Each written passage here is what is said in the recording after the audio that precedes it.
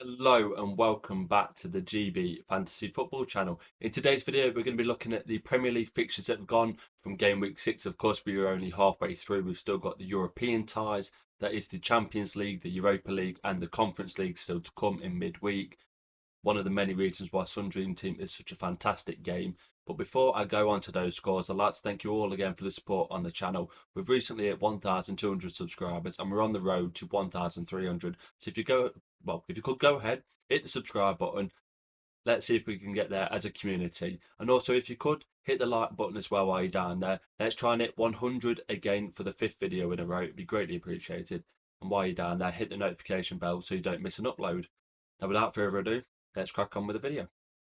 Now, I didn't do it in the last video. My apologies. I did indeed forget. But the Sun Dream Team League code is normally below the camera right there. If it's not, it's always in the description down below. So do go check it out. We're over 400 members in there now.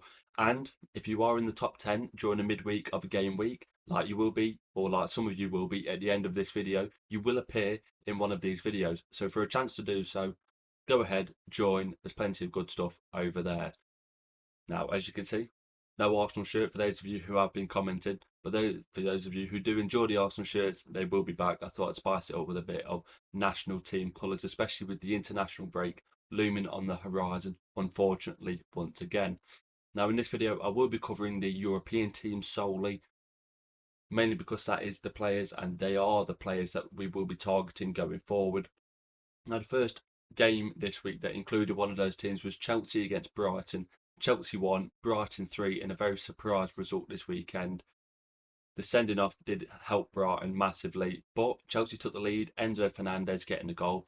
For those of you who have stuck by him, he's rewarded you very handsomely. 12 points overall, 1 bonus point, and I think if he's going to be playing more of that number 10 role, he might well be a very good asset going forward. Hopefully they don't switch to someone like a Buonanotte in number 10 for you, or Caicedo just dropping deeper, so you'd have a Caicedo Fernandez pivot. I think next week they've got Liverpool at home. I think it will be Lavia. I think it will be Enzo Fernandez playing number 10 and Caicedo going forward. As for a few players from the Brighton side of things, notable players, Danny Welbeck coming off the bench, scoring twice with a 14-pointer. You've got Van Heck and Kadioglu coming up with a 4-pointer, and Yakuba Minter getting the assist. It was a cracking cross for the Welbeck header, but we're focusing more on the European side of things. As I said, Enzo Fernandez has done really well this week. No Cole Palmer, of course, is out until at least the international break, and I wouldn't be going there. Looks like he's got a very recurring like injury since the Club World Cup that they can't quite shake, and those kind of injuries, the niggling ones that is, just cause more problems to our teams going forward. We want stable players, we want solid players, and we want them to be there week in, week out. And I'm not sure Cole Palmer's going to offer that reliability. Reece James picking up the assist in this one, 5 points overall, getting 1 bonus point. Sanchez looking like a decrease in price, of course, depending on the Chelsea fixtures in the week and how they get on in Europe. I think Jose Mourinho is going back there, so might be an interesting, spicy fixture to watch. Moises Caicedo picking up 6 points overall, 3 bonus points. He's a very steady Eddie in midfield, and if that's what you're looking for, I think it's a bit too much for that kind of player. You're probably looking at about the 2.5 to 4 million for that steady Eddie in midfield. I think when you're getting up to his price range, you're hoping for a bit more of an explosive player, more point scoring capabilities, but he'll pick up the points occasionally. Not too much to note about Chelsea. They're looking very slim at the back. Of course, Trevor Chalobah got sent off in this game, so he will be available for the Champions League game midweek, but the Premier League game for the single game week in game week 7, he will be suspended against Liverpool. Hato doesn't look comfortable at the back still. Reece James and Cucurella, you get what you get from them at fullback. But with no real centre backs available, Chelsea defensively might be a no-go for the next few weeks. 2 European sides coming face to face in game week 6. Crystal Palace against Liverpool. Crystal Palace completing the double so far this season over Liverpool. Of course, they beat them in the Community Shield on penalties, but once again continuing their remarkable and incredible unbeaten streak. I think it's their joint highest in their club history of about 18. They're looking like a really solid team. I think the only thing that can really stop Palace this season under Glasner is the lack of depth in that Crystal Palace squad. You look at some of their players, they play a lot of minutes. And across the course of a season, if they do pick up one or two injuries, the backups aren't quite the same quality going forward. But you can't deny the fact that Crystal Palace as a team are just an incredible team.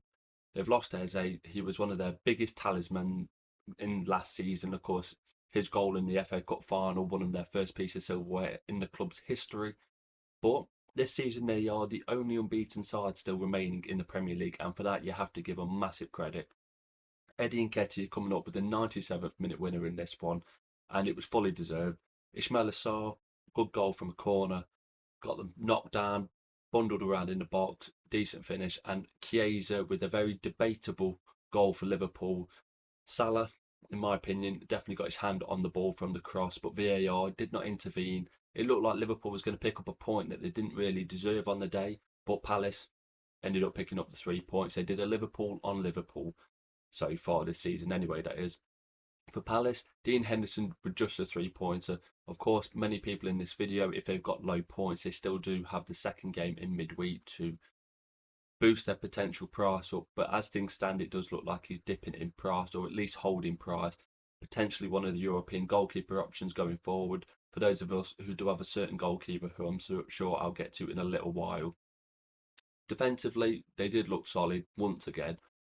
Liverpool scoring for, I think it was the 30th or 40th game consecutively since the Nottingham Forest at home game last season where they lost 1-0. To keep a Liverpool team down just to one goal with all the attacking talent that they've got shows once again what kind of defensive unit Palace have put in place. Acquar, Gay, Richards in that back three with Munoz and Mitchell as your wing backs. Just solid across the board once again. Munoz picking up a 5-pointer, but Mitchell as well as both wing backs. Gay getting the assist for the second goal. Great flick on in the last minute, and I think that's back-to-back weeks. Mark Gay's picked up an assist. For those of you who did go for him over Richards, you're still winning. Not Richards, that is Munoz. You're still winning that battle. Wharton with a 4-pointer. Kamada picking up the assist. It was a very fortuitous assist.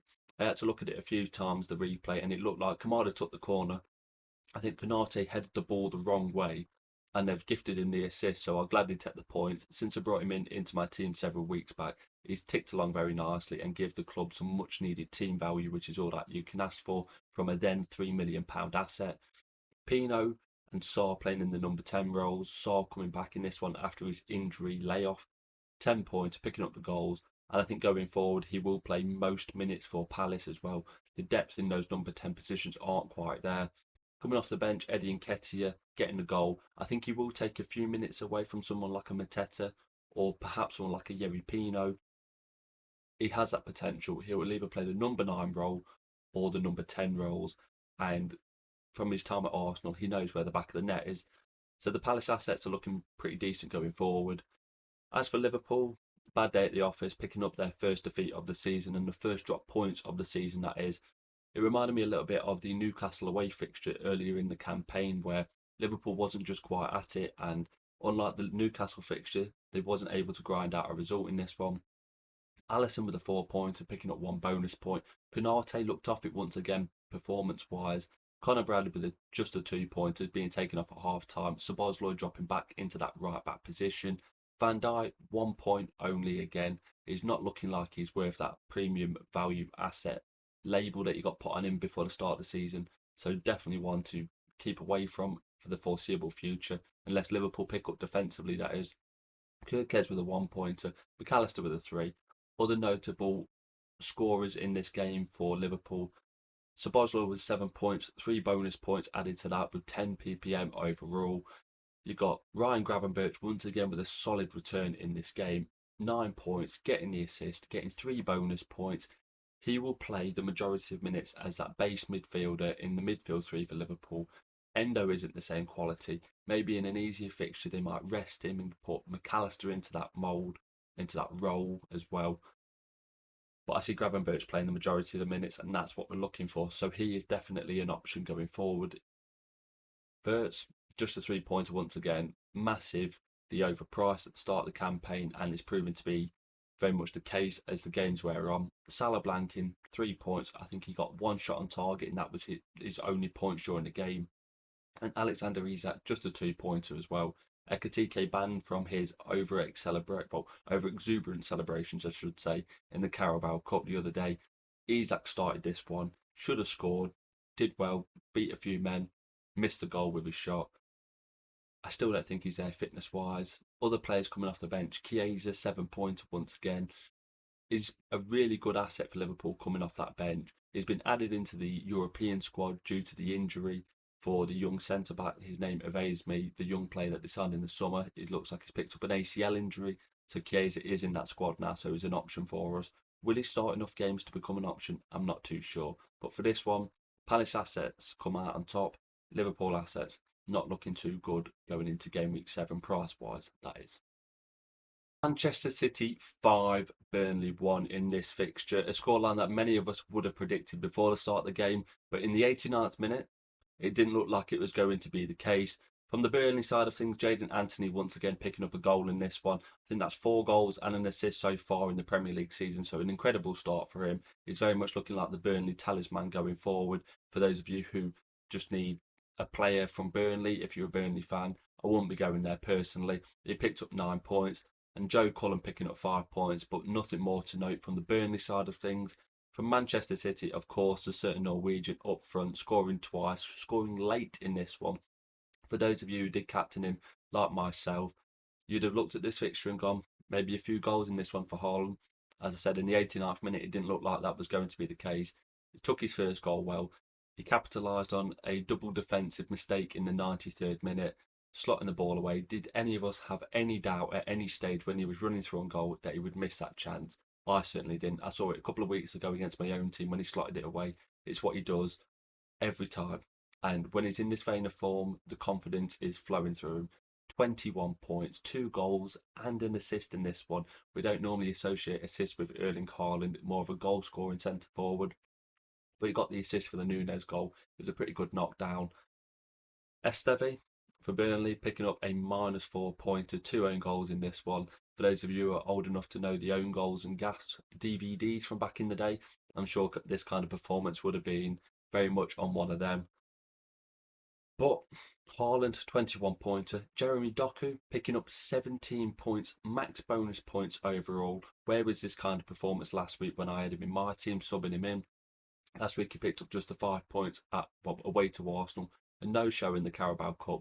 This week at home to Burnley, 2 assists, 13 on the PPM system, 5 max bonus points. That's exactly what you want from Jeremy Doku. You know he's going to get high on the bonus points.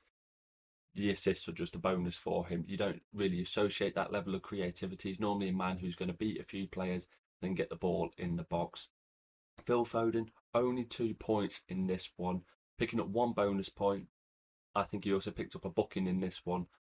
If you'd have said to me at the start of the game, Man City score 5, I'd have said Foden gets involved somewhere along the lines. And that's the same with Tijani Reinders. Just the 2 points for Foden and just the 4 for Tijani Reinders as well. Just 1 off the 3 bonus point threshold. So they were the second and third most owned, I think, Man City midfielders, with Doku coming into the mix this week. I think a lot of people went for either Doku or Foden coming into game week 6, that was. Savinho with just the 2 points. Nico Gonzalez just 3 points. Defensively, Núñez getting a goal and an assist from right back. I think Kuzanov is out for a couple of weeks, so as a short-term punt, maybe Núñez is the way to go. Look quite attacking. Will he be gamble? Well, will he be a gamble? Absolutely. Will he be nailed for positions in that back 4? I'm not too sure. Donnarumma just a 2-pointer.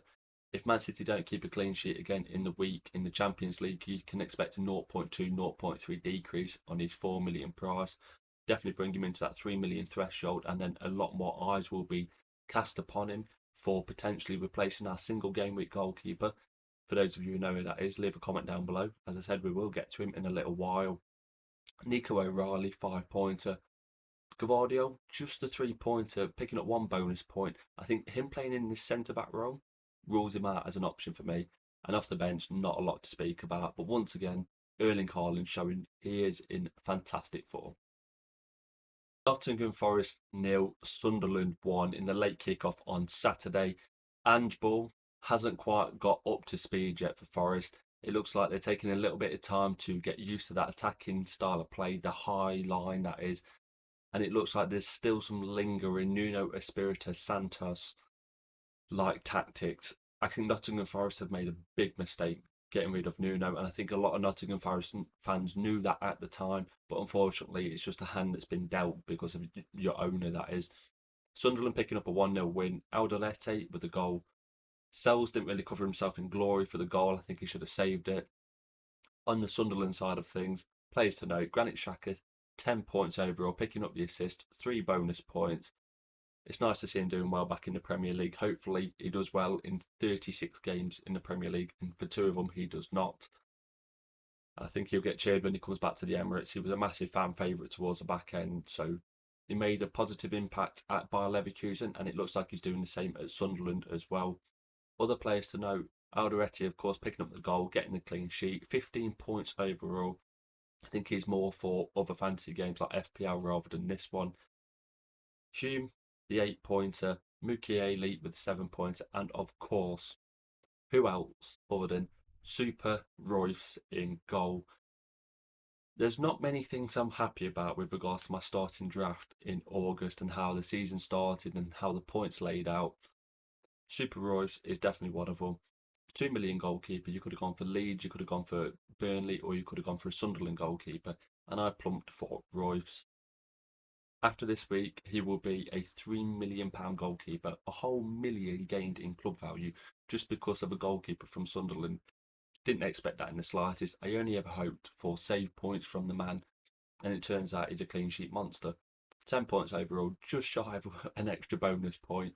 6 saves on the day, and once again, he will be rising from 2.7 to 3 million overall. A big 0.3 rise and 0.6 in back-to-back weeks. Ironically, he was going to leave my team this week. I was going to keep Cole Palmer. If the injury news wasn't told to us before the deadline, I was going to keep Cole Palmer, substitute him out, and change Royce for, ironically, Matt Sells at the time.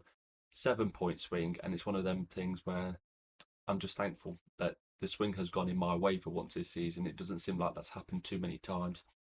As for Forest, Hutchinson coming off the bench for a 4-pointer, once again failing to keep a clean sheet under Ange Postecoglou.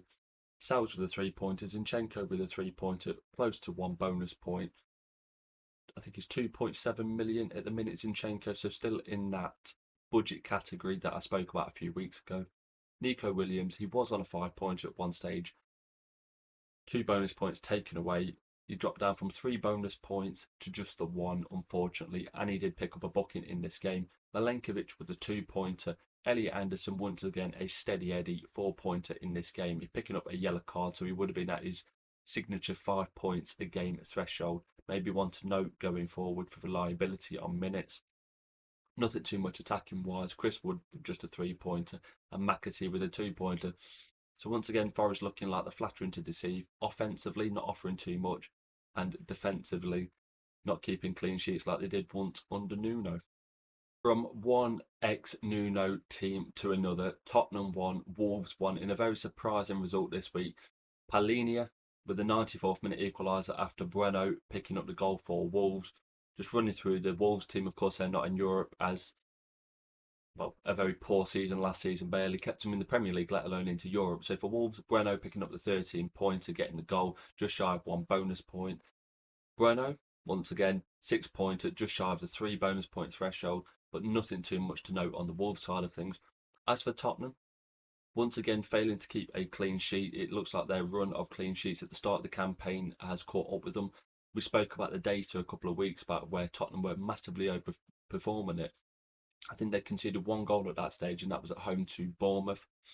But before that, there was expected goals conceded of around 6 at the time, so they was massively overperforming it. Vicario with just a 3-pointer, Jed Spence with a 2, Udogie with a 2, Van der Ven with just a 3-pointer once again, just shy of the 3 bonus point threshold. A nice little 5-pointer would have taken the edge off losing the clean sheet for you owners. Romero with a 3-pointer, kudos, 5-pointer in this one, he should have scored. Decent chance at the back post, header, good save by Johnston, but I'll take 5 points, especially if he plays again in the Champions League in the week that is. Looking like minutes wise, he's very reliable and an otherwise rotatable Tottenham front line. Palhinha picking up the goal in that holding midfield position, 10 points overall, just shy of the 1 bonus point threshold. I wouldn't be going there personally. I think for the easier games, I'd have expected Bentancur to play as a sole number 6 in that formation, but he played as more of a number 8 in this game. Bergvall with a 1 pointer, Bentancur with a 3, Richarlison blanking in a fixture that many of you would have hoped that he scored in. On paper, it looked like this was quite an easier, well, I say easy, an easier fixture for Tottenham than they've had at the start of the campaign. And Pap Sarr, a player in my own team, starting on the bench for this one. He had a slight niggle last week, according to Frank. Got the assist, laid the ball off. Obviously, Palhinha slotted it past Sam Johnston from the edge of the box. I will gladly take 4 points. It'd be interesting to see what Tottenham do rotation-wise, going from the game against Wolves to the midweek Champions League game, and then following up with the game in game week 7, that is. Porro started on the bench in this one. He was a surprise starter in the Carabao Cup third round game, so it does look like there is a certain threshold for minutes in this team, and Thomas Frank doesn't want to put too many minutes into the players' legs. I think Dominic Solanke and Colin Mawani aren't too far away injury-wise. If I had to guess, they'd either be back in game week 7 or after the international break. So I think time on Richarlison might have passed, unfortunately, for you owners, but it's definitely one to keep an eye on. Aston Villa 3, Fulham 1, and it looks like Villa's season is finally underway. Prior to this game, they'd scored 1 goal in the previous 4 fixtures, I believe. 5 fixtures, it might even be. The Matty Cash goal last week away to Sunderland. But finally, it does look like Aston Villa have got a bit of attacking threat going forward. I think in this one, Fulham, they took an early lead under Raul Jimenez. He went off injured after 11 minutes and they never really got going after that. They lost the focal point, and Aston Villa, they just slowly worked their way back into the game. Rodgers took his, well, not Rodgers, sorry, Watkins took his goal really well. Ball over the top, waited for Leno to make his move and lifted it over him. That drought finally coming to an end. He missed the penalty in the week for you owners, and I think a lot of you would have moved him on after that penalty miss. You gambled on a 0.3 drop last week in that double game week. Unfortunately, that wasn't meant to be points wise, but for those of you who did keep him in game week 6, he has rewarded you. Will he start in that Europa League game? I had to think for a minute then what competition they was in. Europa League game. I'm not too sure. Last week they started Marlon up front, and I think that might be the same case again, but with it being an away fixture, I think anyway, they might want to go for a stronger lineup. In this one, Martinez started. He missed the midweek game. Bizzo played that one, but Martinez started, 4 points. Digne picking up the assist for, I think it was the Ollie Watkins goal, 7 points overall. Other players to note, Konsa picking up 3 points, just missing the bonus point threshold, unfortunately. He normally tends to pick up 3 for that one for passing, then a couple of fouls throughout the game. But this one, fantastic clearance off the line, so that would have been one of the points onto his tally. Matty Cash with a 3-pointer. I think a lot of us would have either gone for Cash or Konsa when picking a defensive asset from Aston Villa. They've been nailed for minutes so far in both competitions. Hopefully that will continue. Harvey Elliott hooked at half time. For those of you who did pull up for him a couple of weeks back, it's really not been very good points wise or minutes wise. He didn't even get onto the pitch for the Europa League game last week. Begin once again scoring a goal. Fantastic finish from the edge of the box, struck it well. Back-to-back goals, I think, for him. Not a bad little enabler, I don't think. Rodgers, a very fortuitous assist, deflecting off his hand. For me, that was a Watkins assist, so for those of you who do still have the Rodgers, well, Morgan Rodgers in midfield, that is, I think you can thank yourself very lucky for that slight deflection. And Emi Buendia coming off the bench for an 11-pointer, picking up the goal. But it seems like there's so much rotation in those wide positions for Aston Villa this season. With no Tielemans or Onana in midfield, you've got McGinn holding the fort. Gesson not really looking too great going forward. He's getting the minutes now in that Aston Villa team, but not looking like the final product is there, unfortunately. I think if you're going to go for a Villa asset, you go for Matty Cash, you go for Konsa, maybe Martinez, but I wouldn't be overly sure on his minutes in the Europa League. I do think Bizzo will pick up some minutes in that competition. Rodgers and Watkins, of course, have the potential to play minutes for Villa in the Europa League and the Premier League. But is this just a one-off? Are they still going to be in that grey patch of poor performances? And this is just 3 goals in a, what was that, 14 to 25 minute spell.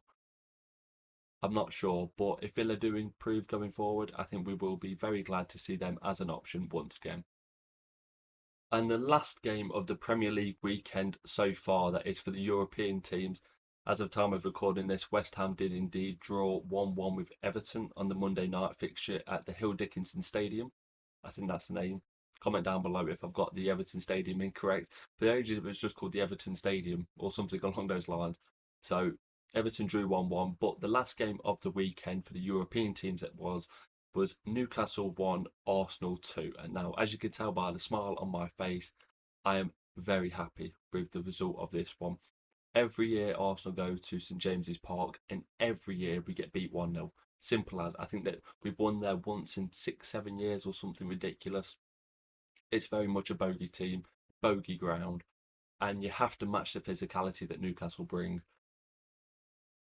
Arsenal did that. They dug in deep, and in a game where it was ticking around to the 80th minute, it looked like it was going to be exactly the same as it is in every other season. Arsenal came up clutch with 2 goals in the last 10 minutes of the game. For Newcastle, Nick Voltemade up front, picking up a goal once again. Fantastic header. Gabriel, far too weak in the 50-50 duel, throwing himself on the floor where he should have been stronger. He should have at least tried to put Voltemade off. He gambled, it didn't pay off, and it was a great finish. Prior to that, Arsenal had actually controlled the majority of the game. Plenty of chances created. Mikel Arteta had finally taken off his infamous handbrake, if you will. He played Eze in the number 10 role, Declan Rice and Zubamendi behind him, with Trossard on the left, Saka on the right, and Victor Gyökeres up front.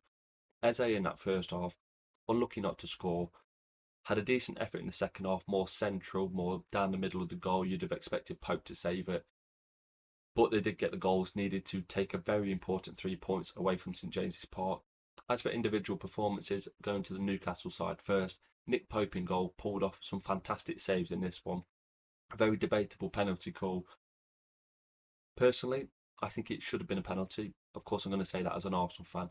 But we've always been told if it's not a clear and obvious error, you can't overturn it. Now, I'm a cricket fan. I watch a lot of cricket, and I like to consider the referee's call with an umpire's call. In cricket, an umpire's call has to be completely overturned when it's taken to the fourth umpire.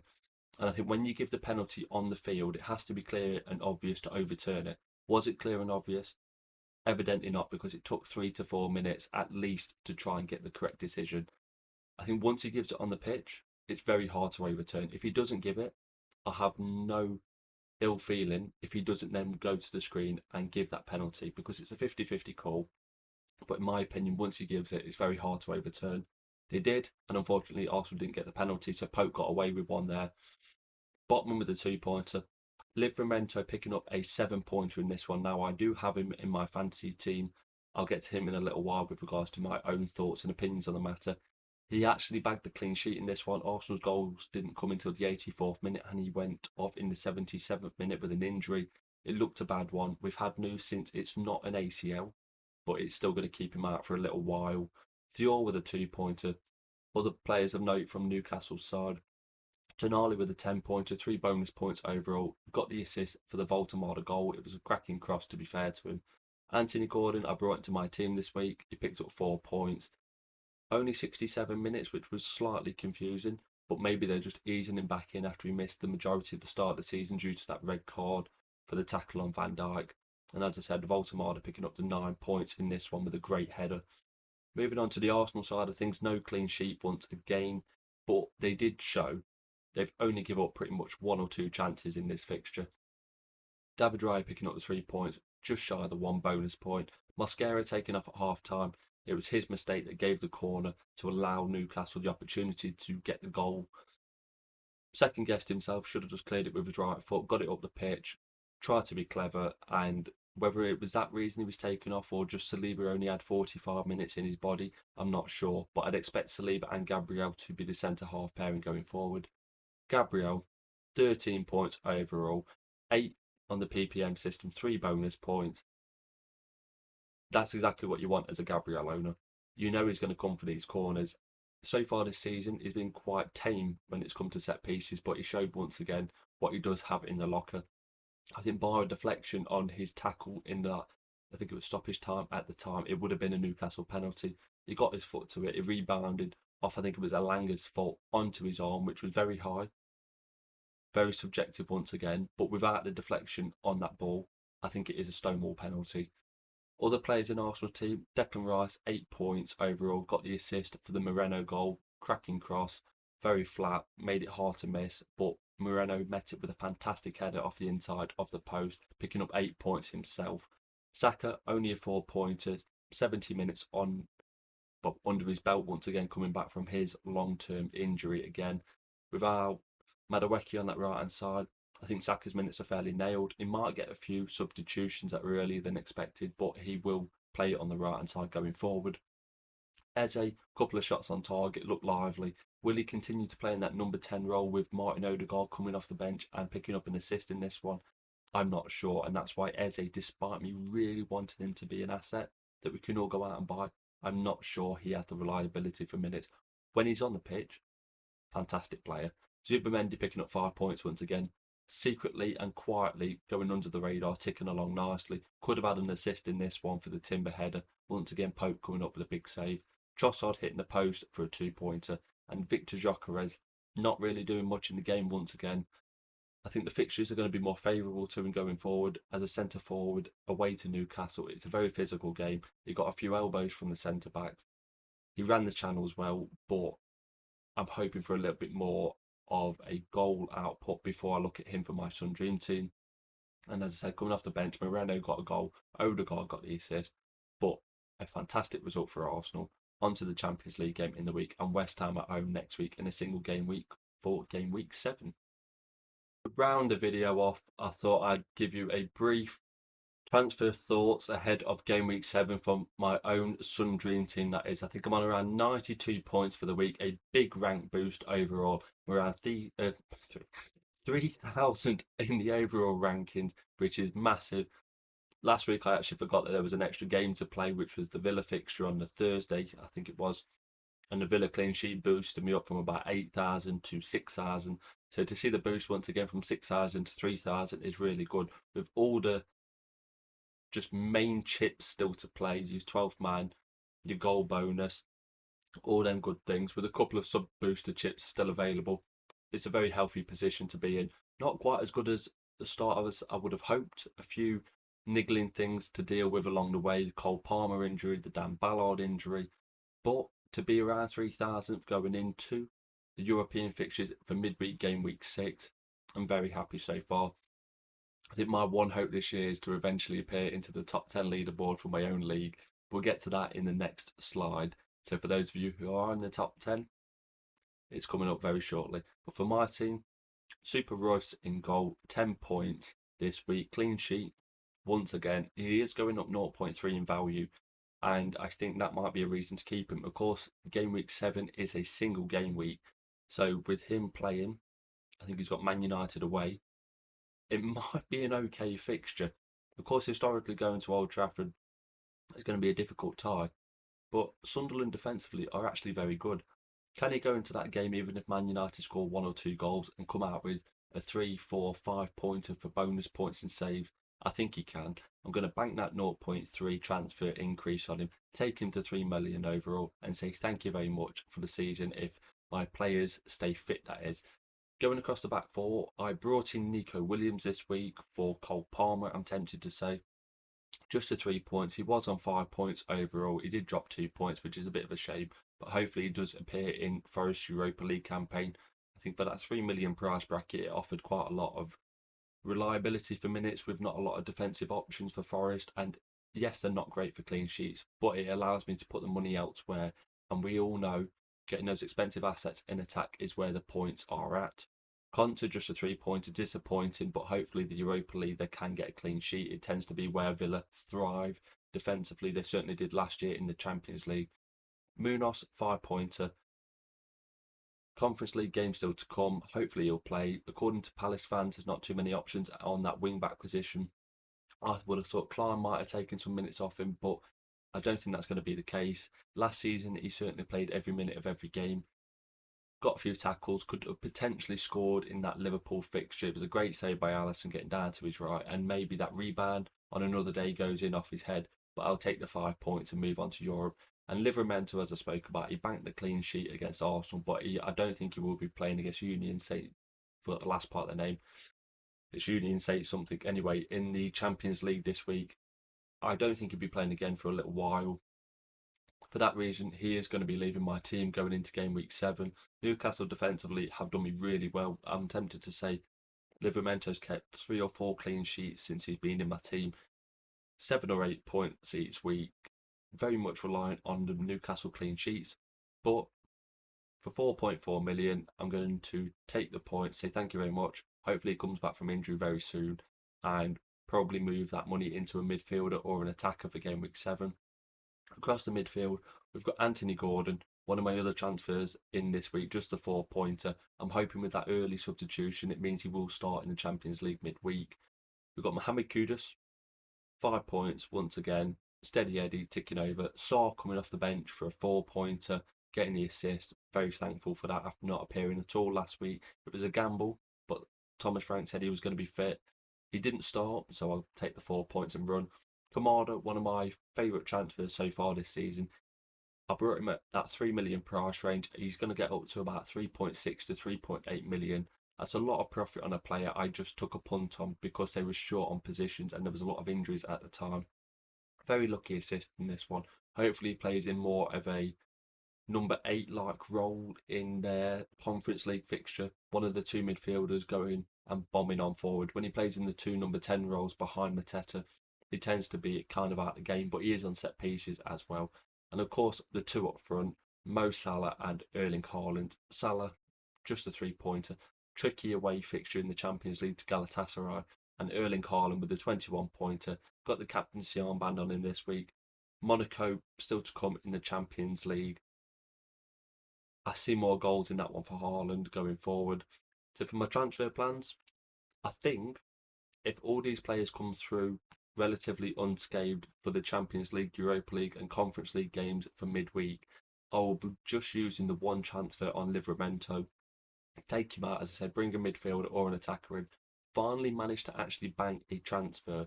It's something I've wanted to do for a little while, and with it just being a single game week next week, and my only other single game week player in this team being Royce, is going to go up 0.3 in value.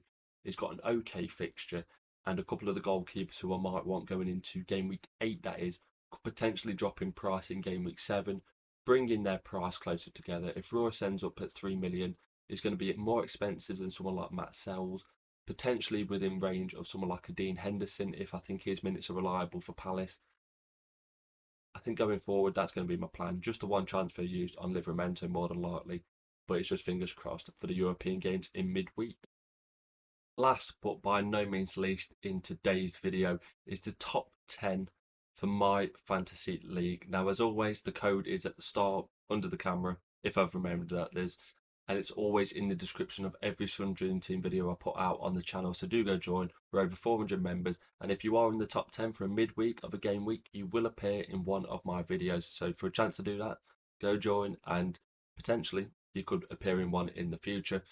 Now, of course, everyone in this top 10 leaderboard, we're approaching game week 7, we're approaching another international break. Yay, thank God for another international break.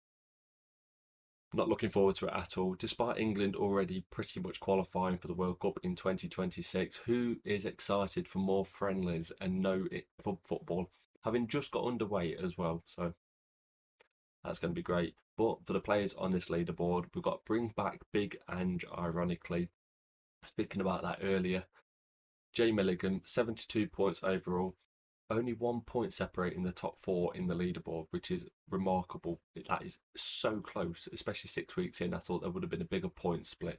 605 points overall for him. In second place, Otto FC. L. Johnson, 108 points this week, so a really good return. 604 total. NCFC 1862, P. Ashmore in third position, 93 points this week for 604 overall, exactly the same as second. Fourth position, plucky player M. Falshaw, 80 points, 604 points overall. If I do mispronounce your names, do comment down below.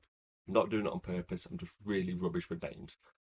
Fifth position, we've got Bratsworth FC, M Osborne, 106 points this week. Bratsworth FC, C Height, 106 points this game week, 597 overall. In sixth position, Maverick Renegades, M Osborne, 87 points this week, 595 points overall. In seventh, we've got Kinder and Burmo, Jay Easton, 90 points this week, so a really solid return, 593 points overall.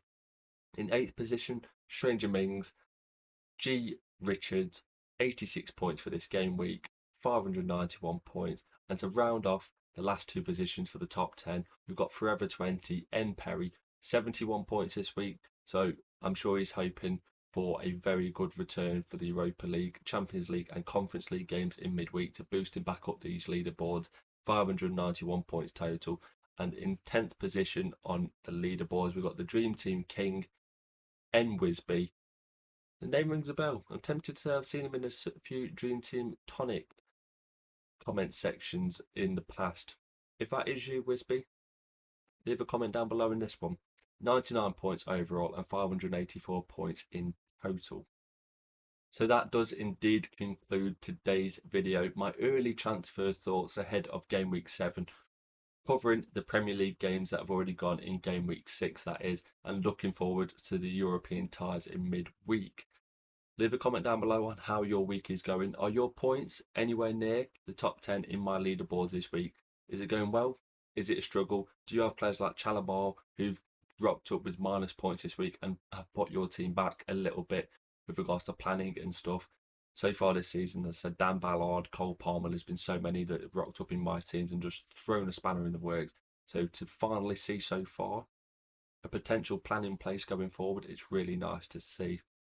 As I mentioned at the start of the video, if you could drop a subscribe on the channel, that'd be greatly appreciated. We're on the road to 1,300 subscribers.